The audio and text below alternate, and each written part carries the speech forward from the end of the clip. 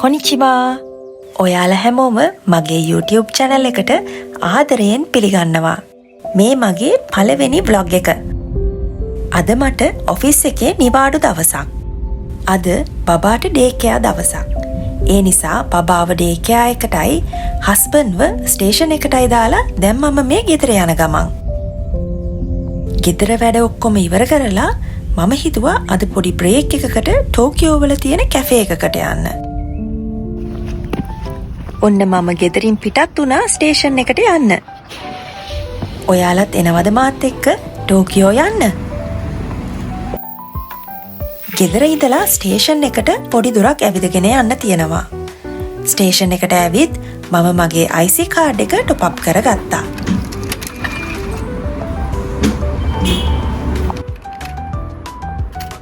මේ IC card එකෙන් ජපාන් වල ට්‍රේන්, බස් වගේ පබ්ලික් ට්‍රාන්ස්පෝර්ට් වල පේ කරන්න පාවිච්චි කරන්න පුළුවන්.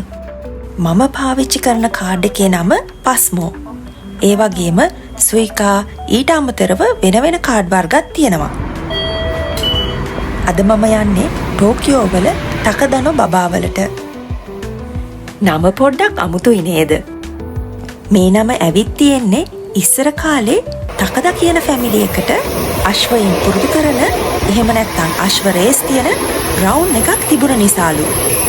දැන් නම් අශ්වය නැහැ. ඒත් ඒ නම ඉතුරු වෙලා තියෙනවා. මම සින්ජුකු වලට යන ට්‍රේන් එක ආවා. සින්ජුකු වලින් බැහැලා යමනොත ලයින් එකට මාරු වෙන්න ඕනේ ටකදනෝ බබා ස්ටේෂන් එකට යන්න. ඉස්සර මම ඔෆිස් ගියේ මේ යමනොත ලයින් එකේ ඉකෙබුකුරෝ වෙනකන්. ඔෆිස් ටයිම් එකට නම් මේ ට්‍රේන් වලට නගින්න බැරි තරම් සෙනගක් ඉන්නවා. ඒ නිසා පීක් ටයිම් එකේ විනාඩි 2-3 අතර ට්‍රේන් එකක් එනවා. නැත්තම් විනාඩි 5-10 අතර තමයි සාමාන්‍යයෙන් ට්‍රේන් තියෙන්නේ. The next station is Takanagababa. JY15. Will soon arrive on behind the yellow. ගොඩ කාලෙකින් තමයි මම මේ පැත්තේ ඇවිදින්න ආවේ. මම දැන් මේ ඇවිදගෙන යන්නේ ගොඩක් ආසාවෙන් යන්න හිටපු කැෆේ එක පැත්තට. කැෆේ එකේ නම තමයි ලූනා කැෆේ ඇන් ලොන්ඩ්‍රි. මේක කැෆේ එකක් සහ ලොන්ඩ්‍රි එකක් එකට කම්බයින් කරපු ස්මාර්ට් බිස්නස් මොඩල් එකක්. ලොන්ඩ්‍රි කරන අතරතුර ඕගනික් කන්සෙප්ට් එකක් තියෙන කැෆේ එකක පොඩ්ඩක් රිලැක්ස් වෙන්න පුළුවන් විදියට තමයි හදලා තියෙන්නේ. අද මම මෙතෙන්ට ආවේ මෙතන තියෙන ස්පෙෂල් ඩිසර්ට් එකක් නිසා. එහෙනම් අපි ඇතුළට ගිහිල්ලා බලමු අද මම try කරන්නේ මොන ඩිසර්ට් එකද කියලා. ඩෝ එකෙන් ඇතුල් වෙනකොටම තියෙන්නේ ලොන්ඩ්‍රි එක. රෙදි වගේම ඕගලන්ගේ සපත්තුත් හොදලා වේල ගන්න පුළුවන්.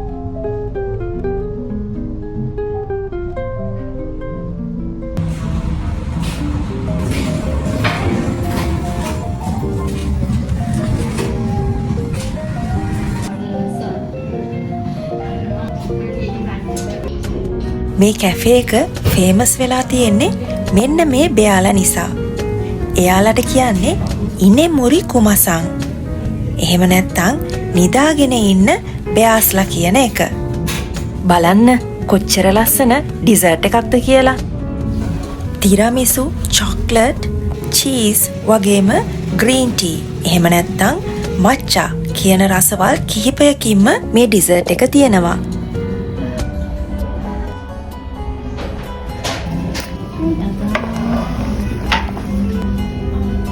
ඔන්න මගේ ඕඩර් එක ආවා.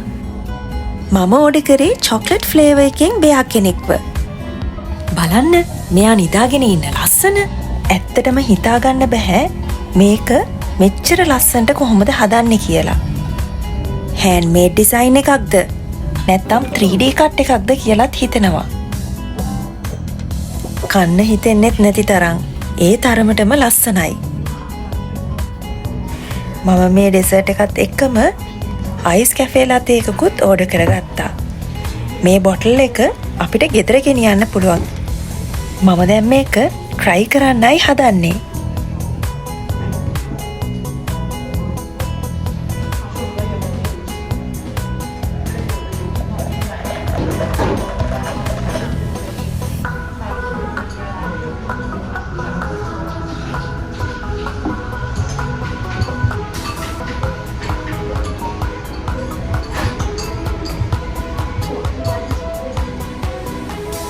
මේ බෙයාව හදලා තියෙන ක්‍රීම් එක දැක්කම හිතෙනවා ස්වීට් වෙයි කියලා. ඒත් ඇත්තටම එච්චර ස්වීට් නැහැ. හරිම සොෆ්ට් වගේම ලයිට් ටේස්ට් එකක් එන්නේ. මම හිතන්නේ ජපානයේ තියෙන ඩෙසර්ට්ස් සාමාන්‍යයෙන් එච්චර ස්වීට් නැහැ. ඒ නිසා කාට වුණත් කන්න පුළුවන් කියලා.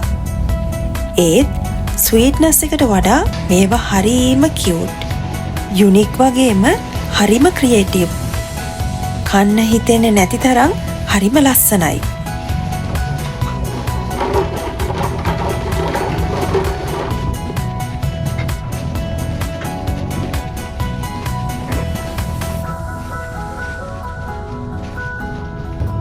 ගොඩ කාලෙකට පස්සේ තමයි මම මෙහෙම කැෆේ එකකට තනියම ආවේ.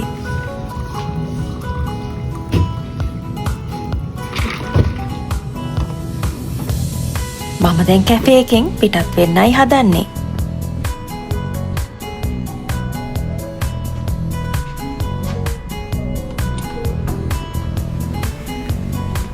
කැෆේ එකෙන් එළියට ඇවිත් මම හිතුවා පොඩ්ඩක් තකදන බබාවල ඇවිදින්න.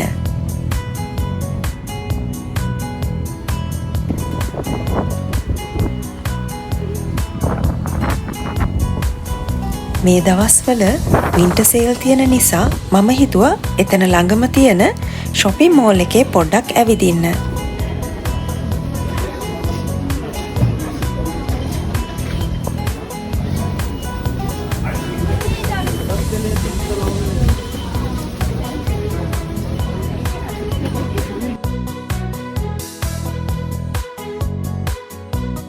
මෙන්න මේ ෂොප් එක නම් මම ගොඩාක් ආස ෂොප් එකක්. මේ ඩෙමෝ ස්ටෝර්ස් වල තියෙන්නේ cute cosmetics, beauty products, accessories වගේම එක එක characters වලින් හදපු ලස්සන items.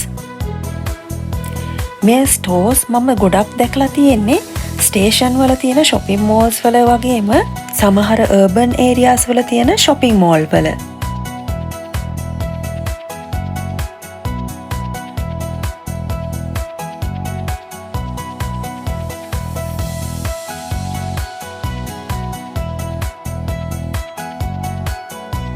මේ බෑග් එකට මම ගොඩක් ආසාවෙන් හිටියේ. මම වැඩිය එළියට යවෙන්නේ නැති නිසා ඒ වෙලාවේ ගන්න හිතුනේ නැති වුණත් අද නම් සේල් දාලා තිබ්බ නිසා ගන්නම හිතුණා.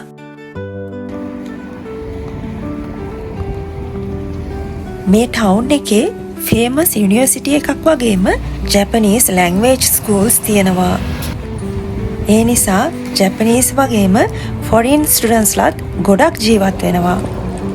වියට්නාම්, තායි, චයිනීස් රෙස්ටුරන්ට් වගේම ග්‍රොසරි ෂොප්ස් ගොඩාක් තියෙනවා.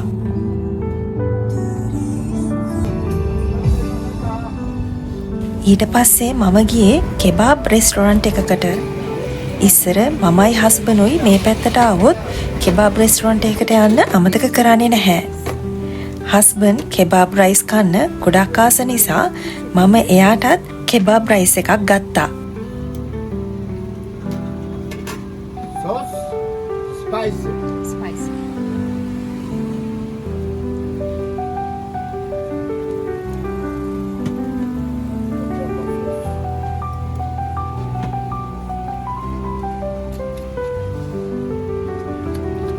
දැන් නම් මට ගෙදර යන්න වෙලාව හරි. අද ටෝකියෝ වල මට පොඩි බ්‍රේක් එකක් ගන්න ලැබුණ එක නම් හරිම සතුටුයි. මම මේ channel එක පටන් ගත්තේ travel videos කරන්නම විතරක් නෙවෙයි. මට ටිකක් මටම කියලා වෙලාවක් ඕනි කියලා හිතුන නිසා. ගෙදර වැඩ, ඔෆිස් එකේ වැඩත් එක්ක ජපාන් ජීවිතේ ඇත්තටම හරීම බිසි. මේ channel එක නිසා මම වෙනුවෙන් පොඩි කාලයක් වෙන් කරගන්න, ජීවිතේ ලස්සන දේවල් ආයෙමත් දකින්න පුළුවන් වෙයි කියලා මම හිතනවා. අපි ජීවත් වෙන මේ පොඩි කාලය ඇතුළත තමන්ගේ ආදරණීයයන් වෙනුවෙන් වගේම තමන් වෙනුවෙනුත් පොඩි වෙලාවක් වෙන් කරගන්න ඔයාලත් අමතක කරන්න එපා.